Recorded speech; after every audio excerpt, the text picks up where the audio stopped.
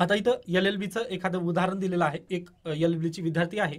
LLB म्हणजे काय, तर ग्रॅज्युएशन UGचं कोर्स आहे. ओके, मग ती विद्यार्थिनी डायरेक्टली UG झाल्यानंतर कोर्टामध्ये प्रॅक्टिस वगैरे करत नाही. ओके, ती प्रॅक्टिस वगैरे करत नाही, तर ती काय शिकण्यासाठी जाते, LLM म्हणजे काय, मास्टर वगैरे करण्यासाठी जाते.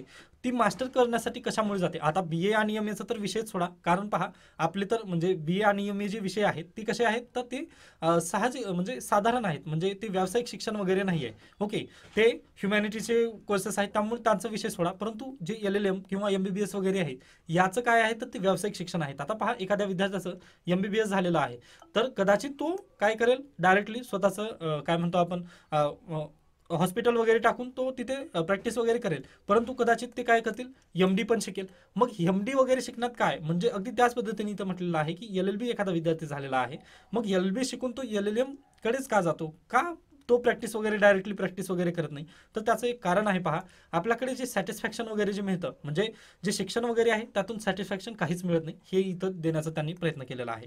ओके, मग आता इथं भरभरून डाटा पॉईंट वगैरे दिलेला आहे त्यांनी, मग ते एक एक करून आपण पाहूयात. म्हणजे तुम्हाला थीम लक्षात आली का, की जे आपलं एज्युकेशन सिस्टीम आहे ती वर्स्ट आहे हे सांगण्याचा त्यांनी प्रयत्न केलेला आहे, की LLB आणि LLM म्हणजे LLB करून पण काही भेटत नाही, त्यामुळे आपल्याला LLM करावं लागतं. म्हणजे काय, LLBचे आपले 4 वर्ष प्लस इथले 2 वर्ष, आय थिंक 3 किंवा 4 अशा पद्धतीने आहे ते शिक्षण. आता मी पण त्याबद्दल माहिती नाही, तरी पण हे सांगण्याचा थोडासा प्रयत्न करतोय. म्हणजे हे 4 वर्ष आणि हे 2 वर्ष म्हणजे 6 वर्ष एखाद्या आयुष्याचे वगैरे आहेत, की आपण इथं कन्सिडर करू शकतो. याचं कारण काय आहे, तर एज्युकेशन आपल्याकडे म्हणजे जे एज्युकेशन सिस्टीम आहे ती चांगली नाही, हेच आपलं इथं दर्शवून देतं. मग त्यासाठीचं आता पूर्ण पाहूयात. तर एज्युकेशन बाजार कशा पद्धतीने एज्युकेशन बाजार झालेला आहे पहा. द डिप्लो the diploma disease written by British economist Ronald Dore and first published in 1976. त्यानंतर 2001 मध्ये पण पुनर्प्रकाशित वगैरे झालेलं आहे त्याचं. पहा कोणतं पुस्तक आहे, the diploma disease. Okay, diploma disease हे पुस्तक आहे, ब्रिटिश इकॉनॉमिस्ट रोनाल्ड डोअर यांनी हे पुस्तक वगैरे लिहिलेलं आहे. मग या पुस्तकामध्ये त्यांनी हेच पॉईंट वगैरे उद्दिष्टाने पूर्ण पुढे आणलेले आहेत, की एखाद्या पर्सनला जर डिप्लोमा डिसीज वगैरे जर झालेला असेल, तर तो काय करतो, तर फक्त डिग्री किंवा डिप्लोमा मिळवण्यातच खुश वगैरे होतो. ओके, असं त्यांनी डिप्लोमा डिसीज या पुस्तकामध्ये वगैरे लिहिलेलं आहे. ओके, कोण, रोनाल्ड डोअर यांनी लिहिलेलं आहे, की आपण पण तसंच करतो ना. म्हणजे आता हे झालं, आता आता काय शिकलो आपण, BA झालं, त्यानंतर डायरेक्टली करायचं MA, त्यानंतर MPhil. ओके, म्हणजे हे काय आहे, तर हे डिप्लोमा डिसीज आहे, म्हणजे आपण फोकस करत नाही की आपलं गोल वगैरे काय आहे. आता पहा BA झाल्यानंतर तुम्ही डायरेक्टली UPSCची वगैरे तयारी करू शकत असता. ओके, परंतु तुम्हाला वाटलं नाही, BA मधून सॅटिस्फॅक्शन वगैरे मिळालं नाही, मग आपण काय केलं, MA केलं. MA मधून पण आपल्याला काही सॅटिस्फॅक्शन वगैरे मिळालं नाही, त्यामुळे आपण काय केलं, नेट केलं. ओके, नेट केल्यानंतर पण काही सॅटिस्फॅक्शन वगैरे मिळालं नाही, त्यामुळे MPhil केलं. MPhil मधून तेच आहे, मग यालाच काय म्हणतो आपण, डिप्लोमा डिसीज, हे डायरेक्टली आहे. जर आपण तिथल्या तिथं जर फोकस केलं असतं तर ते चांगलं झालं असतं, परंतु ही जे सर्व कन्सेप्ट आहे त्यालाच आपण काय म्हणतो, एज्युकेशन बाजार. ओके, म्हणजे हे काय आहे, ब्रॉड कन्सेप्ट जर पाहिली तर हे शिक्षणाचा एक बाजार होऊन राहिलेला आहे, हेच आपल्याला इथं बेसिकली सांगता येतं. त्यानंतर पहा, diplomas and degrees are in great demand. What is literally an educational bazaar. म्हणजे ही काय आहे, जी डिमांड वगैरे वाढत आहे ही क्रिएट करत आहे. म्हणजे अगदीच ज्या पद्धतीने मी सांगितलं की BA झाल्यानंतर MA वगैरे, ही जे ज्या पद्धतीने डिप्लोमा डिसीज वगैरे होतो एखाद्याला, तेव्हा काय होतं, फक्त एज्युकेशनचा एक बाजार वगैरे तयार होतो, हेच त्यांनी बेसिकली सांगितलं. मग त्यानंतर दुसरं आणखीन एक पुस्तक आहे पहा, देव लहरी यांचं पुस्तक आहे, his book the great Indian school बाजार. यांनी पण लिहिलेलं आहे द ग्रेट इंडियन स्कूल बाजार, मिड 1990s मध्ये त्यांनी ते पुस्तक वगैरे लिहिलेलं आहे. तर त्यांनी म्हटलेलं आहे की पहा, a young candidate enrolled in one course wants to enroll in other courses. Permissions for dual degree admission has further boosted the urge. म्हणजे पहा, आता एखाद्या वेळेस म्हणजे माझ्या पण वर्गातील काही विद्यार्थी वगैरे होते, अगदी त्याच पद्धतीने तुम्हाला उदाहरण वगैरे घेऊन सांगतोय, की म्हणजे पहा, आता एखादा विद्यार्थी जर BA वगैरे करत असेल तर त्याला त्याचं सॅटिस्फॅक्शन नसतं की BA झाल्यानंतर मला काय करायचं वगैरे. मग त्यामुळे तो काय करतो, ओपन युनिव्हर्सिटीमध्ये वगैरे दुसरा डिप्लोमा वगैरे करतो किंवा दुसरी डिग्री वगैरे करतो, ज्या पद्धतीने BCom वगैरे. मग यांनी तेच सांगितलंय, देवलहरींनी तेच म्हणतात की education the great Indian school बाजार कशा पद्धतीने झालेला आहे, की डिमांड तर वाढलेली आहे डिप्लोमा डिसीजमुळे, परंतु आपल्याला पुढे गेल्यानंतर पाहायला मिळतं की जे कॅन्डिडेट्स वगैरे त्यांना पण सॅटिस्फॅक्शन नसल्यामुळे ते काय करतात, तर अन्य डिप्लोमा डिग्री वगैरे यामध्ये पण ते इन्व्हेस्ट वगैरे होतात. व याची जी डिमांड वगैरे आहे, याची डिमांड पहा, the driving force of this urge is located both within and outside of the system of education.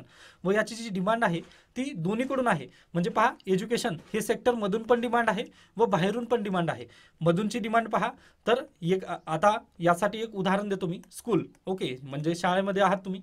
Sorry शाळेचं उदाहरण अशा पद्धतीने घेऊयात की एखादा विद्यार्थी वगैरे शाळेत आहे, परंतु त्याला शाळेमध्ये असताना देखील त्याला शाळेमध्येच तो विद्यार्थी परिपूर्णरित्या म्हणजे त्याचं जे क्लास वगैरे असतील तो जर अटेंड केला तर त्याला क्लासेसची एक्स्ट्रा क्लासेसची वगैरे गरज नसतेच.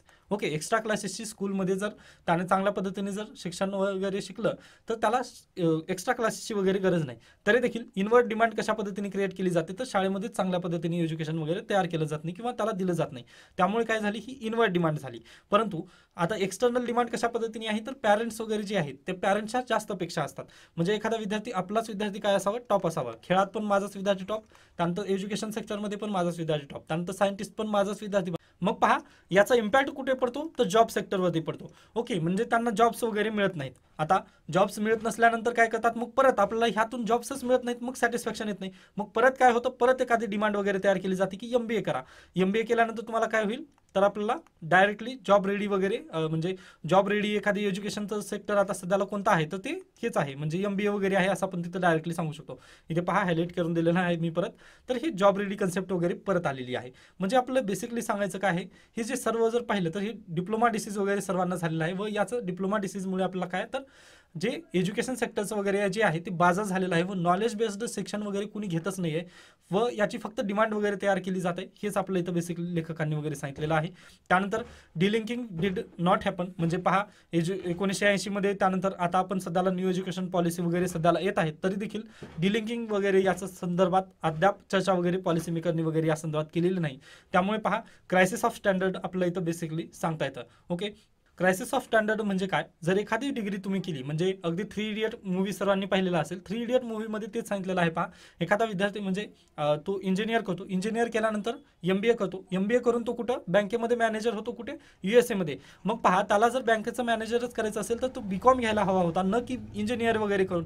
मग अगदी तेच म्हणण्याचा प्रयत्न आहे यांचा. जर तुम्ही BA वगैरे केलात किंवा अन्य कोणतीही डिग्री जरी केलात तुम्ही, तर प्रॉब्लेम इथे तसा नाही आहे. म्हणजे तुमचे क्रायसिस ऑफ स्टँडर्ड वगैरे आहेत हे आपलं इथं बेसिकली समजून घ्यायला हवं. तुम्ही जे म्हणजे आता पहा BA झाल्यानंतर तुम्ही MBA केलात हे अगदी चुकीचं आहे, किंवा LLB झाल्यानंतर LLM वगैरे करणं हे चुकीचं आहे. म्हणजे अगदीच चांगलं आहे, चांगलं शिकत वगैरे राहावं पुढे, म्हणजे अगदी एखाद्याने चांगल्या पद्धतीने वगैरे पुढे पुढे जात राहावं. परंतु त्याचा इम्पॅक्ट असा होऊ नये की म्हणजे तो फक्त शिकतच राहावं व जॉब वगैरे त्याला मिळू नये व तो इकॉनॉमिक्समध्ये कॉन्ट्रीब्यूट करू नये. ओके, GDP मध्ये आपलं काही योगदानच नसेल तर आपलं म्हणजे फायदा काय आहे.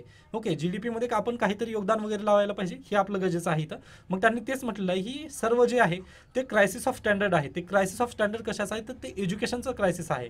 ओके, व पहा एखाद्याची फायनान्शियल इन्कम वगैरे जर चांगली असेल, म्हणजे फायनान्शियल कंडिशन वगैरे एखाद्याची जर स्ट्रॉंग असेल, तर त्या व्यक्तीला BA पासून ME करण्याबद्दल किंवा MA पासून MPhil PhD वगैरे हे करण्याबद्दल काहीच अडचण नाही, किंवा तो GDP मध्ये कॉन्ट्रीब्यूट नाही जरी केला तरी चालेल, ठीक आहे. ओके, आपण त्याला कन्सिडर करू शकतो. परंतु पुअर फॅमिलीचं पहा तुम्ही. ओके, म्हणजे आपल्याकडे रुरल सेक्टर जास्त आहे व अगदी महाराष्ट्रामध्ये तर जास्तीत जास्त आहे.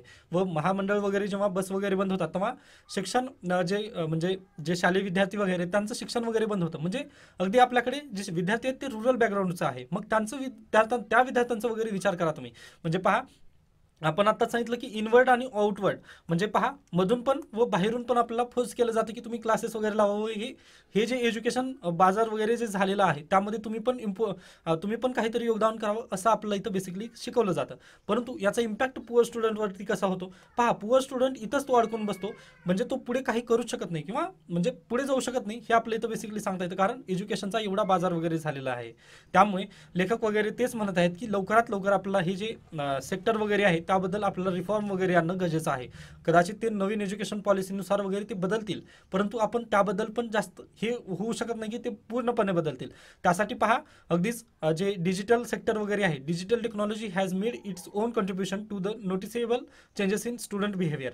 पहा आता जे डिजिटल सेक्टर वगैरे आहेत ते अगदीच मदत करत आहेत त्यापैकी की म्हणजे विद्यार्थ्याला वगैरे समजून घेत. त्यापैकी आपण जर पाहिलं तर इंदिरा गांधी ओपन युनिव्हर्सिटी जे आहे, इग्नू म्हणतो आपण त्याला, तर त्यांचे जे कोर्सेस वगैरे आहेत ते अवेलेबल झालेले आहेत ऑनलाईन पद्धतीने. ओके, मग त्यासाठी पहा आपल्याला जे रीडिंग वगैरे आहे ते स्वतःहून करावं लागेल. ओके, असंच इथं लेखकाचं वगैरे म्हणणं आहे. म्हणजे इग्नूचं जरी मटेरियल वगैरे सर्वांनासाठी अवेलेबल वगैरे करून दिलं आपण, तरी विद्यार्थ्यांनी वगैरे स्वतःहून रीडिंग करणं वगैरे ते गरजेचं आहे व रीडिंगनेच तुमचं नॉलेज वगैरे वाढेल, हे पाहून घ्या तुम्ही. ओके, म्हणजे पहा फक्त क्लासेस वगैरे करणं, फक्त शिकत वगैरे जाणं, यातून तुमचं काहीच हे साध्य वगैरे होणार नाही. हेच लेखकाला बेसिकली इथं जास्तीत जास्त वगैरे म्हणायचं आहे की जे बाजार वगैरे आहे शिक्षणाचा अशा पद्धतीने सध्याला चालू आहे. मग यातून काहीच मिळत नाही, फक्त सेल्फ म्हणजे सॅटिस्फॅक्शन तर मिळतच नाहीये की नॉलेज वगैरे आमचं वाढलेलं आहे. नॉलेज वाढण्यासाठी तुम्हाला रीडिंग वगैरे करावी लागेल. ओके, तर हे अशा पद्धतीने आजचा लेख होता. मग आता याला तुम्ही आता हा डेटा पॉईंट वगैरे तुम्हाला दिलेला आहे. आता परीक्षेमध्ये आपल्याला जर एज्युकेशन बद्दल विचारलं किंवा वुमन एम्पॉवर बद्दल विचारलं तर तुम्ही कशा पद्धतीने या माहितीचं वगैरे कशा पद्धतीने ती तुम्ही लिंकेजेस कराल, आता ही तुमच्यावर मी सर्वस्व डिपेंड करून देतोय.